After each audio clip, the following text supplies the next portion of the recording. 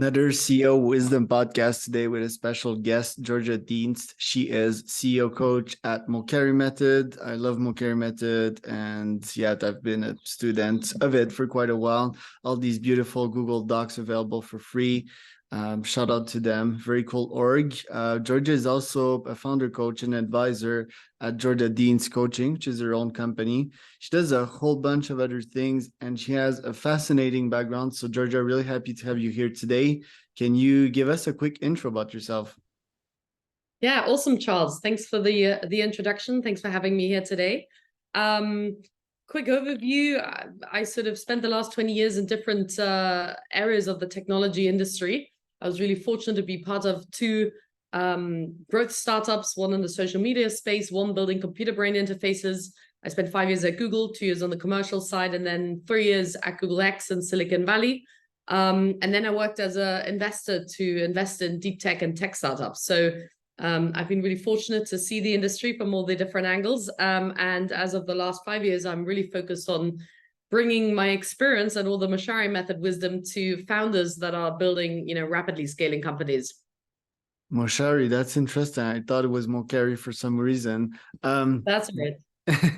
The moonshot factory. Let's start with that one because I'm a moonshot type of guy. What attracted you to moonshot? Is it your experience at Google, or did you have that in you since you were young? I think there is, I suppose, if I would think about it, it's really more that I'm very attracted to making a positive impact in the world. And I do believe technology can be an incredible enabler to, radically change the way that we are living here, whether that is through green energy and through solar, or whether that is through biotech or CRISPR. There's just such extraordinary levers that can really change things. And that to me was such an incredible opportunity to go work with some of the brightest minds that are, on planet Earth, really inventing and supporting to invent, really epic technology.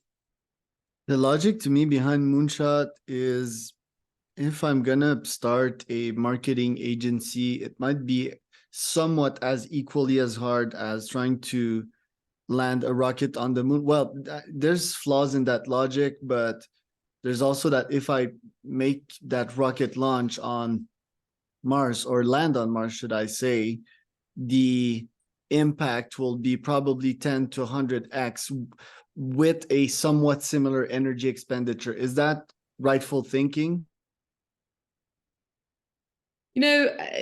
I suppose the way that I would describe it is that there is more like maybe 1 million people trying to found an agency. So the direct competition is much greater, where there is not that many people are trying to land on the moon. And so if we're trying to, solve for these very, very difficult problems, we often there's less competition, and therefore, there's a higher chance of actually having a good stab at it. Right. I love that. There's also the fact, we could look at the other side of that medal, and that would be that if there's a lot of competition, there's a lot of your competition or peers that are educating the market. Hence, it's a bit easier for you. Plus, they might put information out there that you might piggyback on. For example, I have masterminds with other agency founders, and we share information together. So game theory type of, if we unite just the 4 of us once per month, I have many cohorts, then maybe we might advance quicker. But I do agree with the philosophy of less competition. And I think more importantly, it's like the first movers of advantage. So if you get there first, like, everyone will recognize you as number one. I see various technologies that kind of caught your attention, right? So space tech, biotech, CRISPR, neural tech. That was in 2014. So 10 years ago. Time passes quite quick. What progress have you seen in these technologies? And did you thought back in 2014 that we would move the needle quicker on all of these techs? To be honest, I think as we've just seen with AI, progress does not occur linearly. It never really does. I think it's this expectations that we have that we're just gonna move linearly. And while I think we might think that it didn't move as fast as we think, there has been an extraordinary amount of change. If we just look back at 2007, which was not all too long ago, we didn't really have mobile phones, and with that, or at least not fully interactive mobile phones as we have now, right? So the rate of change has been so extraordinary that we sometimes forget because we don't look back enough. So to me, it's actually, you know, how do we as humans handle the rate of change that is happening, and how do we adapt better to these extraordinary technologies and allow for enough governance to come in to make sure that these are also safe technologies? Right. And if we look at one fascinating companies that you work for, Kernel, which is a competitor to Neuralink, that one was in 2017. To me, Kernel is kind of progressing quite slowly. You and I, we talked that Brian is now focused on biohacking, which is a very interesting project in itself as well. But tell us about the insights that you gained from there, and also tell us about what if you think BCI is on a track to be something real and concrete in the next 10 years. So I'm going to be honest, I won't be able to give you the latest update because I haven't worked in the industry in pretty much 5 years, and much has happened. I would say that similar to, you know, space, similar to many other technologies or areas, the brain is just one of the most extraordinary places that we have yet to explore deeply. And the human mind, or even just how our brain is composed and how we create memories and how we have certain experiences, you know, the way that you can really see how little we really know is when you look at how people with bipolarism or schizophrenia get treated. It is incredibly crude at the moment. It's sort of like throwing darts at a dartboard in the dark. It's kind of like, let's see how much we give you and see how you behave. But we have very little like personalized analytical data on brain chemistry, right? So that gives you an idea of how far we are actually still away, and how much progress needs to be made. So to me, it's one thing to read EEG. It's a lot of the stuff that Meta is doing, and where we can just sort of, you know, tinker with, you know, dampening anxiety or dealing with anxiety or maybe focus. And, you know, and that to me is like, okay, great. Like that's a nice to have. But to really go in and understand how our mind works and tinker with that, I think we still have quite a few years to go.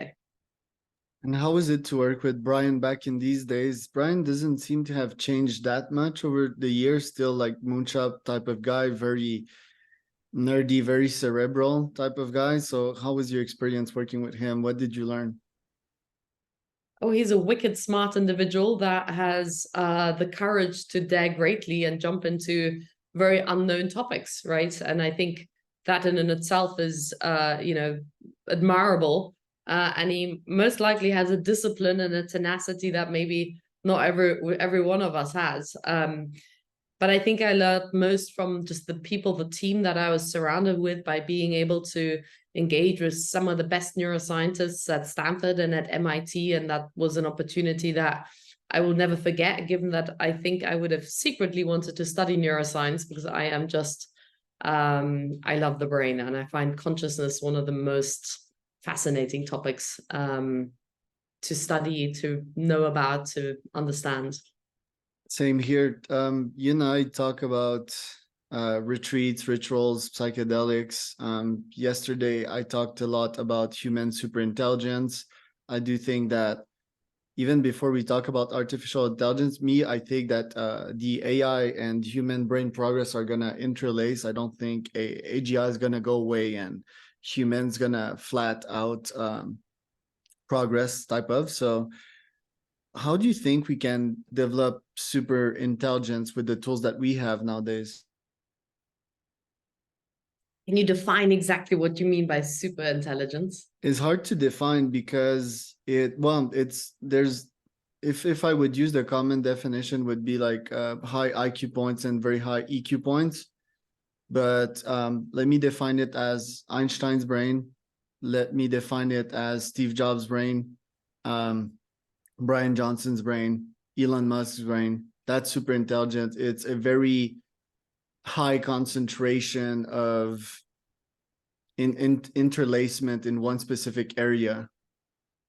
Okay, thank you for that.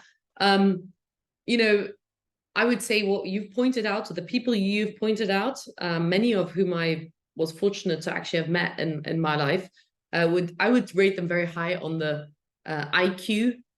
Not so sure if I would rate them very high on the EQ. Right. And I think this is really where it becomes more interesting, because I believe, from my sort of more spiritual understanding of the world, that the importance of also truly inhabiting our emotions, understanding the heart space, really understanding to lead with heart. So, you know, sort of like the beautiful quote that the Dalai Lama said is like, we don't really need more successful people. We really need more artists and poets and lovers and people who actually are, you know, heart-centric. And why? Because I think at the end, the way that we've run this planet over the last 50 years with a huge amount of focus on commercial aspects and consumerism is gotten us to the brink of what the planet is able to hold, right? And so I think the only way that we're going to get back from that brink is actually if we go more towards the heart and more towards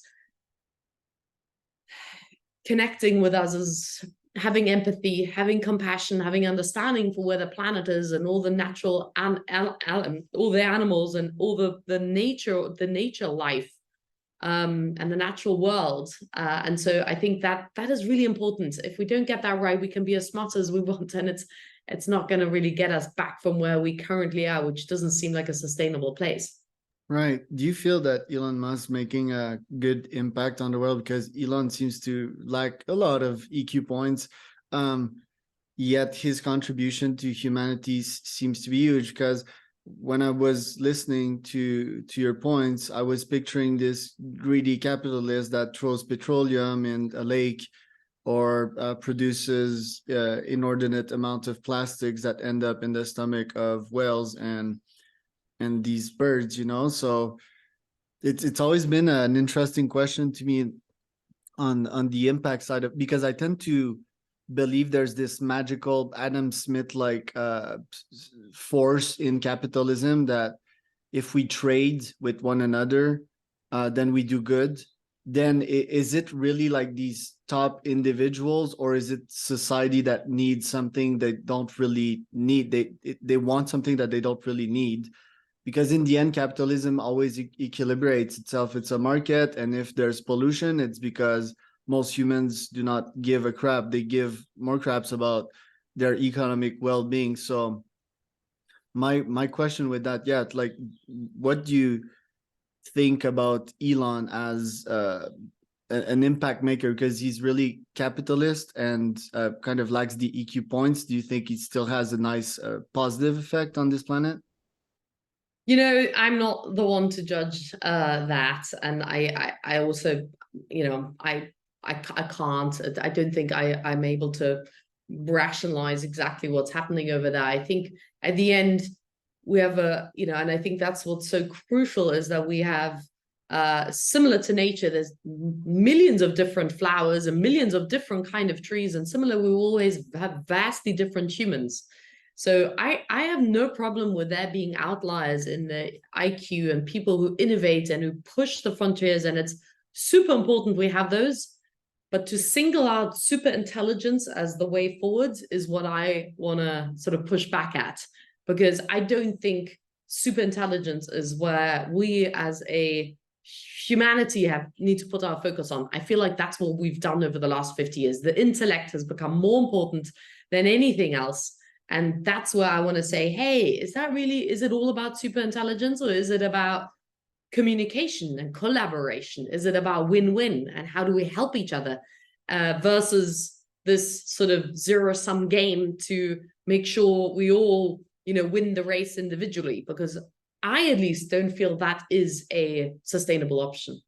Right. Well, EQ was included in that definition, so I think that the Dalai Lama does have super intelligence, and a bunch of these spiritual beings, Gandhi, Martin Luther King, and Nelson Mandela. I think that all of these folks qualify as super intelligent. They can feel quite a lot from the heart and make a very nice impact as a result, even if the IQ isn't there as much as it could be. Although all these characters do have high IQ. My point, I think, is, yeah, probably mixing both of these can have a greater impact on this planet Earth. I think EQ is kind of the glue between people in this world, and IQ is kind of increasing the width of the knowledge box.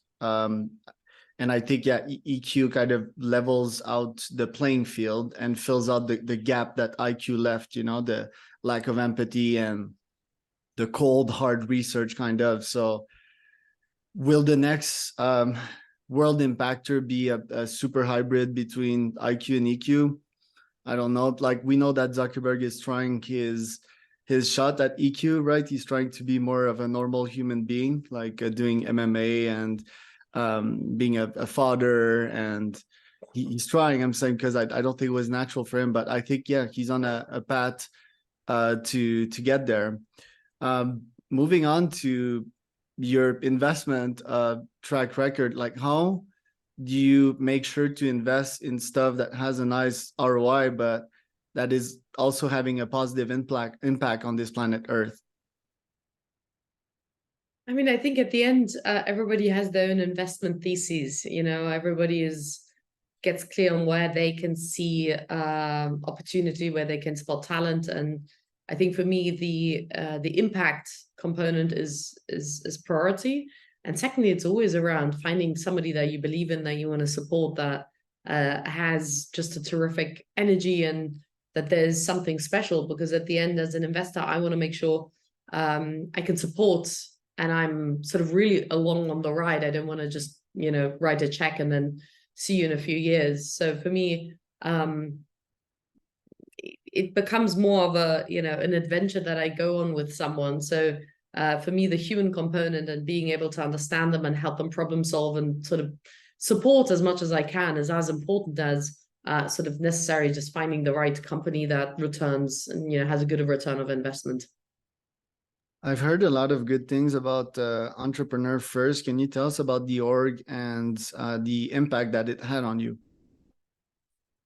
Entrepreneur First is a organization that was built out of the UK, which is really an accelerator program, right? So, their thesis was, are entrepreneurs born, or can you actually make them? And in this program, I think they have 7 locations at this point. It's a cohort of somewhere between 80 and 100 people come in, and during a very intense 6 weeks process, they actually find a potential co-founder, they come up with an idea, they get continuously sound checked, and then if they get past a particular jury, get a check to basically launch the company. And so I think for many people who might not dare to become entrepreneurs, or let's say somebody who's finished their PhD and they actually realize they don't want to go into research, but they could take this incredible knowledge and apply it to a startup, a program like this is obviously fantastic. Right. What's your take on born vs made entrepreneurship? I have my own contrarian views on that. What do you think about it? To be honest, I think the data, I don't even need to say what I say, because the data says that there's a lot more variety in what a founder could be, right? I think many people would have put people off. I think the founder of Kinko's is a great example. He was a total misfit, but he was, misfit in the sense of he had sort of dyslexia, and he had real issues, mental issues. He could not focus at all. And he built I think it was a $2 billion business in the end, right? And sold it very successfully. And he was a total weirdo, right? And definitely not the kind of weirdo that you want as a founder. So I have relinquished any idea that I know necessarily who's a founder. In the past, I would have said, obviously, it's somebody who's incredibly determined and driven, et cetera, et cetera, et cetera. But I think those characteristics can come, they can also grow in a person and they can mature. And I think these days, when you have founders where maybe you have a founding couple, so to speak, not a couple together, but like two people together, one person might be the more nerdy, individual that doesn't showcase all those usual founding skills, and the other person might, and then that might be a great contrast. So I've been surprised by the incredible founders that might not look like it. So I think if there's a will, there is a way. Right. And I think the gene conversation will be quite outdated in a gene editing society. Let's go with the CEO coaching part, which is one of my favorites. CEOs can be difficult. CEOs can be beautiful. CEOs can be egotistic. CEOs can be OCD-ish. I'm a CEO. How do you manage these CEOs to help them reach, well, manage is not the right word. How do you help these CEOs to reach their objectives, and what frequent problems do they come to you? Thank you. Good question. CEOs are humans like all of us. And so I don't think they showcase any particular traits that most other people don't. I would say that the problems that they deal with are obviously, maybe there's more pressure. And at the same time, parents go through very similar problems. A lot of my clients also are fathers or mothers. And so there's just times of certain pressures that come, and how do you work through them? And my responsibility is to create a safe space to discuss problems and for me to challenge thinking. Because often when we are in sort of the midst of things, when we are in a sort of tunnel of dealing and executing, sometimes it's hard to kind of, take our head out of it and look at it from a fresh perspective. And so my role is really to challenge and to support in finding solutions that work. And it's a safe place for them to come with whatever is arising for them. Now, what problems do we see very frequently? Again, I think these are problems that we all have. It's like, I'm working so much, I am unable to go to the gym. How do we set up a structure that we do that? Or my calendar is just full of the one-on-ones. How do I ever get ahead of this and make sure that we are still innovating?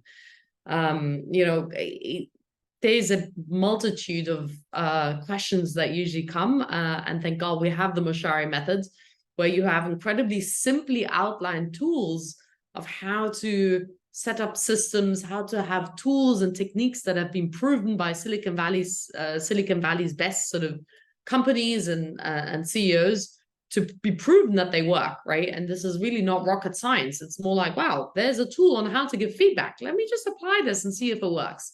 And then let's troubleshoot, because not one size fits all. Every company culture, every CEO is slightly different in their way of being and the way that they lead. And so that is the most important thing, is like ultimately giving the leader the confidence to shine their light as brightly as they can, to make them as you as possible, and to really allow them to lead with their authentic leadership that they are at their innate capability. One thing that I see frequently in CEOs is burnout.